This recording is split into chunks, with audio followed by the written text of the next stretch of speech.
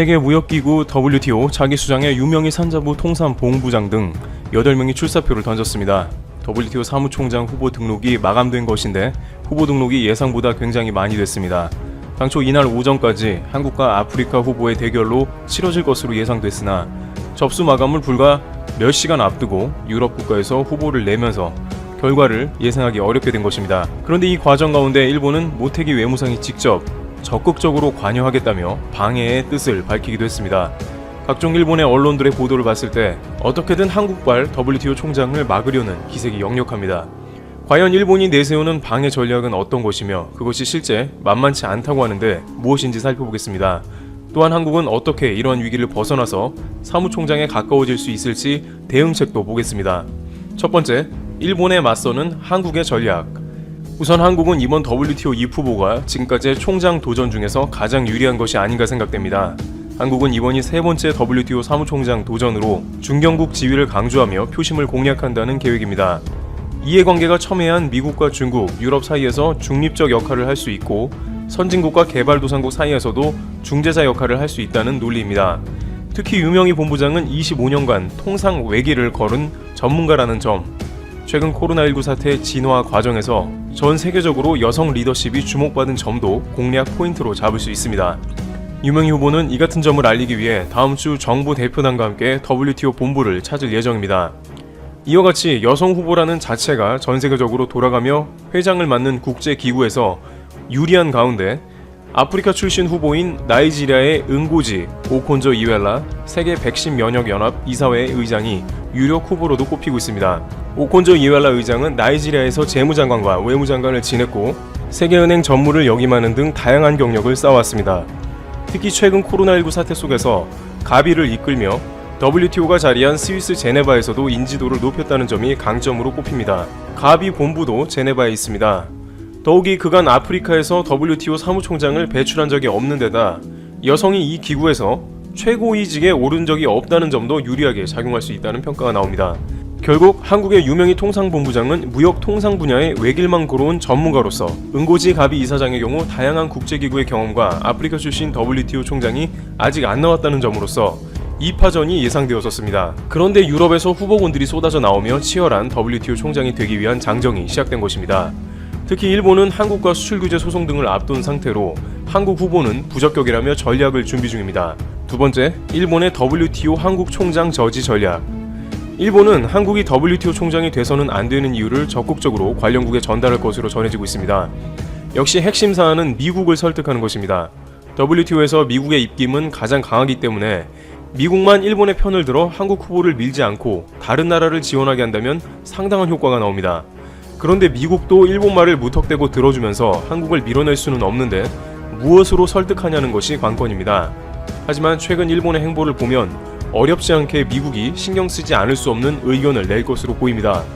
애초에 미국 도널드 트럼프 대통령이 WTO를 사실상 제대로 기능하지 못하도록 한 것은 중국 때문입니다. 트럼프 대통령은 WTO에서 중국이 개도국 위치의 혜택을 받는다면서 상소 임원 임명을 동의하지 않았고 이것은 WTO 상소기구가 마비되어 제대로 역할을 할 수 없는 상태에 이르게 된 것입니다. 따라서 이러한 점을 일본은 적극 반영해서 한국이 WTO 총장이 되었을 때 역기능을 어필할 수 있습니다. 일본이 최근 G7에 입성하려는 한국을 저지하려고 미국 정부에 꺼내든 카드는 바로 중국입니다. 일본은 한국이 친중 국가라면서 만약 G7에 한국이 입성하면 한국은 중국 편을 들 것이기 때문에 적합하지 않다는 것으로 트럼프 대통령이 애초에 G11을 모집하려는 의도가 중국 때리기임을 간파한 일본은 한국이 입성하게 되면 오히려 중국에 대해서 중립적인 의견을 내기 때문에 트럼프 대통령의 의도에 반하는 국가라고 어필한 것입니다. 일본의 이러한 적극적인 어필 때문인지는 몰라도 트럼프 대통령은 지난 6월 1일에 한국을 G7으로 초대를 한 뒤 아직까지 G7 관련해서 한국이나 기타 국가를 더하자는 추가 논의를 하지 않는 모습을 보입니다.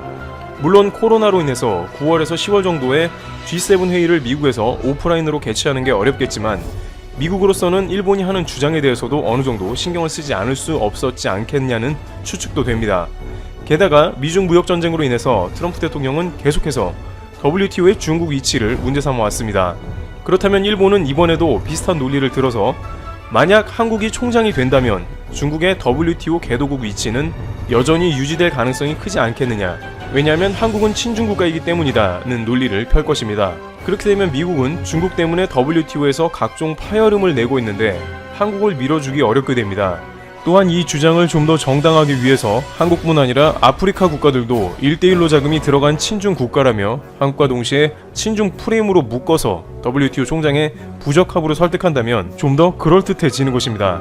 실제 WHO 총장인 거블의 여수수 체제는 중국의 1대1로의 자금이 에티오피아에 대거 들어갔기 때문에 WHO가 중국 위주로 돌아간다는 비판이 나온 바 있기에 미국은 이런 친중 주장에 매우 예민하다는 것입니다. 또한 한국이 현재 주장하는 바는 선진국과 개도국 사이를 연결해주는 가교 역할을 한다고 나오고 있는데 일본에서 한국이 중간자적 역할을 강조하고 선진국인 미국 편을 일방적으로 들어주지 않을 가능성이 크다며 한국을 지지하는 후보군에서 제외하자는 의견을 적극 미국에 낼 것으로 관측되는 것입니다. 게다가 이미 일본은 WTO에서 지난 6월 29일에 미국이 일본을 선명하게 지지하고 있다고 보도했습니다. 바로 수출 규제 관리에 관한 사안에 대해서 일본의 논리를 그대로 미국이 인정하며 제청했다는 것입니다. 일본 지지통신에 따르면 미국은 WTO에서 안보에 관한 물질이 수출되는 것으로 소송은 잘못이라고 했다면서 일본은 미국의 지지를 얻어냈다는 것입니다. 미국의 어떤 관리를 통해서 그러한 멘트가 나온지 밝히진 않았으나 WTO 소송 관련해서 벌써부터 미국의 물밑 작업을 진행 중이라는 것이 언론을 통해 느껴지는 것이죠. 예전에는 이러한 것이 가짜뉴스거나 날조라고도 생각되었으나 볼턴 회고록 이후로는 일본과 미국 사이의 밀실 외교가 한국을 실제적으로 국제무대에서 큰 손해를 보게 하고 있음이 폭로되었기 때문에 WTO에서 일본의 움직임은 미국과 긴밀하게 연결되어 결국 한국의 총장 당선을 방해할 것이 관측되는 것입니다. 그런데 일본은 여기서 끝나지도 않을 수 있다는 것입니다. 세 번째, 코로나 백신, 한국을 저지하는 이유. 이것은 WTO만 해당되는 것이 아닙니다. 일본은 한국이 WHO 총장으로 정은경 질병본부장이 출마한다고 할지라도 비슷한 논리로 방해할 걸로 보입니다. 마침 미국은 WHO에서 중국과 큰 갈등을 겪으며 트럼프 대통령의 경우에 중국 때문에 탈퇴한다며 으름장을 여러 차례 놓은 데다가 최근에는 유엔에 직접 미국이 탈퇴한다는 의사를 공식적으로 밝혔습니다. 그러나 미국은 WHO에서 아직 납입하지 않은 2억 달러 등 해결해야 할 문제가 산재하므로 탈퇴는 쉽지 않아 보입니다. 또한 트럼프 대통령이 재선을 성공하지 못하면 바이든의 경우에 다시 WHO에 재가입한다는 주장도 하고 있습니다. 그래서 미국이 WHO에 머무는 동안에는 일본은 끊임없이 한국이 친중국가라는 점을 역시 부각할 것으로 보입니다. 한국이 WHO 총장에 앉게 되면 중국의 유리한 정책을 WHO에서 펼 수 있다는 논리가 또 등장하는 것이죠. 물론 이것은 앞서 WTO와 다른 국제기구보다는 일본의 설득력이 크게 떨어질 수도 있습니다. 한국은 이미 미국인들이 가장 방역을 잘하는 국가로 꼽은 나라이며 늘 미국과 비교군으로 한국을 택해왔습니다. 중국의 코로나 관련 자료는 미국에서 거들떠도 안 받지만 한국의 확진자 수치를 비롯해서 각종 모든 자료들은 한국의 관련 분야 최고 국가로 인정하는 모양새였습니다. 또한 한국의 진단키트를 비롯해서 모든 미국 정치인들의 입에 계속 오르내리는 것은 한국이었습니다. 또한 수출 규제와는 달리 일본의 국익과 충돌하는 것도 아니니 한국의 WHO 총장에 대해서는 WTO보다는 좀 더 완화된 자세로 나올 수 있다는 관측도 됩니다. 그러나 일본은 WHO 역시도 일본에서 후보를 내야 하며 한국을 경계하는 모드로 일관해야 한다는 주장이 상케이와 같은 우익 언론에 나오고 있는데 이는 일본 정부의 입장을 그대로 대변한다는 것입니다. 또한 WHO에서 일본은 또 다른 관점에서 한국의 총장을 막으려고 할 것인데 바로 백신 때문입니다. 현재 코로나 백신 관련해서 일본은 가장 먼저 백신을 개발하고 치료제를 생산하려는 목표를 가집니다. 최근 일본은 세계 백신 연합에 3억 달러를 기부해서 전세계 두 번째의 기부금을 내놓은 상태입니다. 이것은 백신 연합의 이사회에 진출해서 만약 백신이 일본에서 개발되면 적극적으로 공급한다는 것입니다. 일본 정부 대변인인 스가 관방장관은 기자회견에서 세계적으로 사용될 수 있는 코로나19 치료약 및 백신 개발과 보급을 이끌어 나가고 싶다고 기부금을 낸 취지를 설명했는데 그만큼 백신 패권이 중요하다는 것입니다. 따라서 WHO 수장에 한국이 된다면 이러한 일본의 백신 패권이 자칫 위협을 받을 수도 있다는 것이 되니 역시 미국을 설득하면서 한국의 총장을 견제할 것으로 보입니다. 가령 한국은 친중국가이기 때문에 만약에 중국에서 백신이 가장 먼저 개발된다면 한국이 중국의 백신을 WHO를 통해서 전 세계에 공급하게 할 것이라는 주장을 미국 측에 적극적으로 전개할 수도 있는 것이고 미국은 백신 패권만큼은 절대 양보할 수 없으므로 일본이 주장하는 친중국가인 한국이 WHO 총장 후보로는 부적합하다고 여길 수도 있다는 것입니다. 최근 실제로 미국은 백신 개발에서 중국과 관련한 라인을 모두 걷어내고 있는 모습이 나오고 있습니다. 홍콩 SEMP에 따르면 미국은 코로나19 백신 연구에서 갈수록 중국을 배제하고 있으며 협력하지 않겠다는 것입니다. 미국은 신속한 코로나19 백신 개발을 위한 초고속 작전을 진행 중인데 이 작전의 최고 책임자인 구스타프 페르나 미 육군 사령관은 중국과의 협력 가능성을 배제한다고 밝힌 바 있습니다. 이뿐만 아니라 미국 국립보건원은 지난 4월 백신 및 치료법 개발 연구 전략을 수립을 위해 민관 파트너십을 체결했는데 여기에 참여한 미국, 일본, 독일 등의 18개 제약회사 가운데 중국 업체의 이름은 없었다는 것입니다. 따라서 일본과 한국 역사 문제에서 촉발된 수출 규제부터 국제기구의 수장 문제까지 한국을 저지시키는 데 있어서 적극 중국과의 연관성을 제시할 것으로 파악되며 어느 정도 한국은 이에 대한 대비도 해야 하지 않냐는 의견이 나옵니다. 그러나 일본이야말로 시진핑의 방위를 공들여오는 등 그 누구보다 최근에 친중 정책을 펴왔었기 때문에 최근 G7에 제기한 한국의 친중론은 단지 한국을 반대하기 위한 옹색한 이유를 제시했다는 의견도 나오고 있습니다. 트래블튜브 이어서 마치겠습니다. 감사합니다. 우리가 몽골 사람들을 보면 생김새뿐만 아니라 말로 표현할 수 없는 동질감을 느낍니다. 수천 년 동안 몽골인들은 유목민 생활을 한 반면 한국인은 농경사회 아래 자랐는데 다른 환경에서 살아온 두 민족이 이렇게나 강한 동질감을 느끼는 것은 결코 우연이 아닙니다. 두 민족 모두 몽골 반점을 가지고 태어난 알타이 어족입니다. 알타이 산맥은 러시아, 카자흐스탄, 몽골, 중국의 국경이 접하는 곳으로 아시아 북동쪽 끝에서 중앙아시아까지 이어져 있습니다. 우리의 조상이 바로 이곳에서 왔다는 증거들은 여러 가지가 있는데 그중 핵심이 바로 경주에서 출토된 금관, 황금보검, 기마인물형 토기 그리고 천마도가 그려진 자작나무가 시베리아산인 것으로 밝혀졌습니다. 자, 그런데 우리의 한민족 몽골이 최근 중국 때문에 큰 위기를 맞고 있습니다. 현재 몽골의 수도인 울란바토르에서는 수많은 몽골 시민들이 거리로 뛰쳐나와 이렇게 소리치고 있습니다.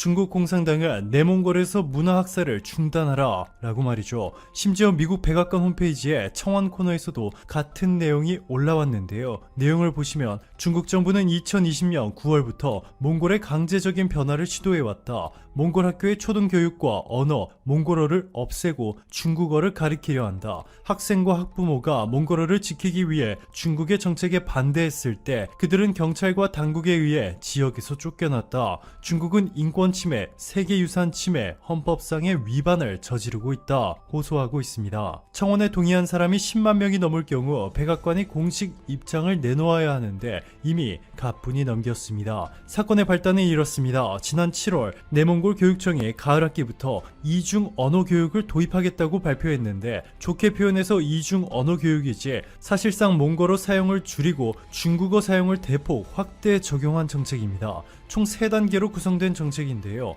이번 학기부터는 초등학교 1학년과 중학교 1학년은 교육부가 펴낸 중국어 교재를 사용하고 내년에는 중국어 외에도 중국어로 된 정치 과목까지 배우게 됩니다. 그리고 2022년부터는 이 과목들에 더해 역사까지 모두 중국어로 배우도록 강제하고 있습니다. 그동안 중국의 소수민족은 각기 자신들의 언어를 사용해 언어와 역사 등의 교재를 편찬하고 가르쳐왔는데 이 문화를 완전히 없애버리겠다는 것이죠. 이번뿐만이 아닙니다. 몽골의 전체 수출 중 무려 82.5%가 중국인 만큼 중국에 대한 경제 의존도가 크다 보니 이를 이용해 몽골을 압박하고 있는데 중국은 몽골과 갈등을 겪을 때마다 화물비 징수 그리고 광산 전기 공급까지 차단하는 등 온갖 방법들을 동원해 보복에 나섰습니다. 또한 몽골 전직 대통령이 최근 중국의 몽골어 말살 정책을 강력하게 비판하자 중국 정부는 프랑스에서 열리는 칭기스칸 전시회에서 몽골이라는 단어를 삭제하고 전시회 책자와 지도에 대한 편집을 요구해 결국에는 전시회가 3년 후로 미뤄지는 사건이 벌어졌습니다.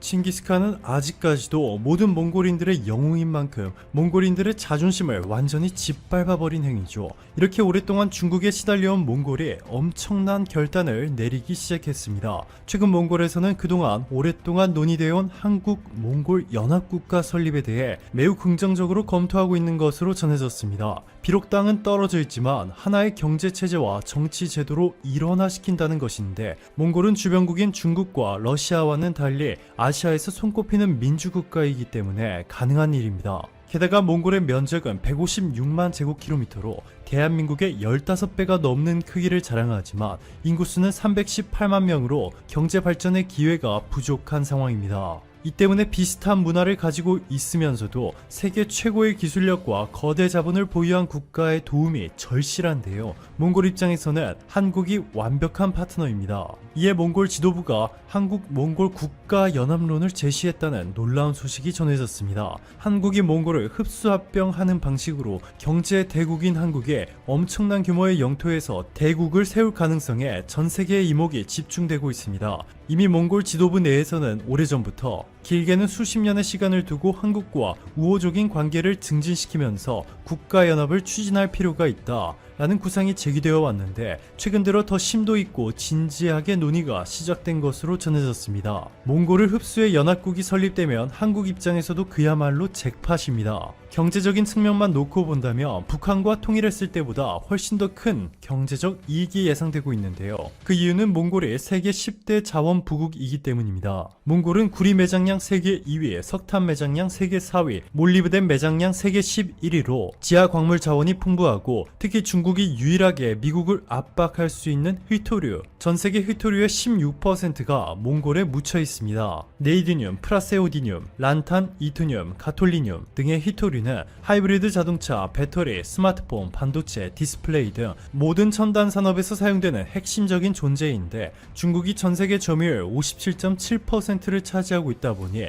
미국뿐만 아니라 기타 선진국들도 공급이 끊길까 두려워하고 있습니다. 그런데 한국이 몽골의 휘토류까지 거머쥐게 되고 광물 자원도 확보하게 되면 그동안 광물 자원의 가격 변동으로 골머리를 썩던 한국의 제조업의 경쟁력이 아시아 국가들 중 최고로 거듭나는 일은 시간 문제입니다. 국내 정치인들도 이와 관련해서 중국의 반대만 없다면 가능하다라고 전했는데요. 오래전에 몽골은 몽골 제국 때부터 주변 수많은 국가를 점령했지만 특이하게도 고려는 부마국으로 삼고 연합관계를 구축했습니다. 그리고 이 고구려 몽골 연합, 여몽연합을 결성해 일본을 침략하기도 했습니다. 무려 2번씩이나 말이죠. 1차에서는 4만 명, 2차에서는 14만 명의 군사가 동원됐는데 당시 막부의 중심지이자 실질적인 수도였던 가마쿠라까지 정복하는 데는 실패했지만 하카다만에 상륙한 후 일본군을 패주시킨 기록이 있습니다. 이러한 한국과 몽골의 관계는 현재 중국에도 엄청난 위협이 되고 있는데요.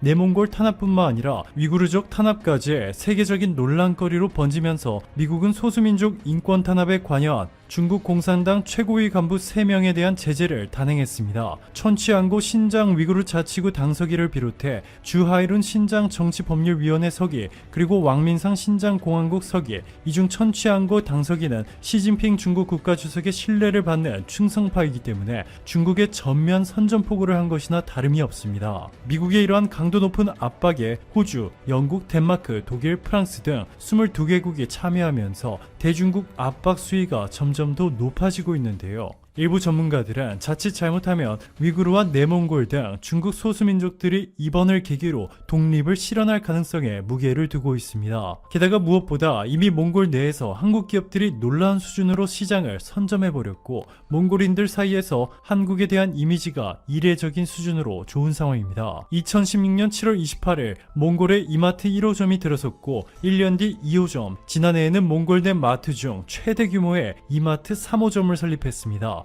2017년에 매출액이 153% 증가했고 지난해에는 무려 720억 원의 매출을 거뒀습니다. 몽골의 인구수가 300만 명을 조금 넘는다는 점과 1인당 GDP가 450만 원이라는 것을 고려한다면 엄청난 실적입니다. 게다가 최근에는 한국의 CU 편의점이 몽골에 진출한 지 1년 만에 50개까지 확장하는 듯 무서운 속도로 시장을 장악하고 있습니다. 지난해 한국과 몽골은 두 나라의 관계를 전략적 동반자 관계로의 격상을 추진하기 시작했고 몽골은 한국의 모든 국책 사업들을 몰아주기 시작했습니다. 김상균 한국철도시설공단 이사장은 몽골이 울란바토르 신공항 연결 철도 건설 방안에 대해 한국의 뜻을 따르는 것에 공감대를 형성했고 한국-몽골 워킹그룹을 구성하기도 했다 전했습니다. 이뿐만이 아니라 그동안 현금 거래만 해왔던 몽골에 티몬을 창업한 한국의 신현성 대표가 만든 테라라는 블록체인 기업이 미미페이라는 블록체인 기반의 P2P 모바일 간편결제 서비스를 도입했습니다. 앞으로 몽골인들은 몽골에 있는 한국 백화점과 한국 마트에서 한국의 결제 시스템을 통해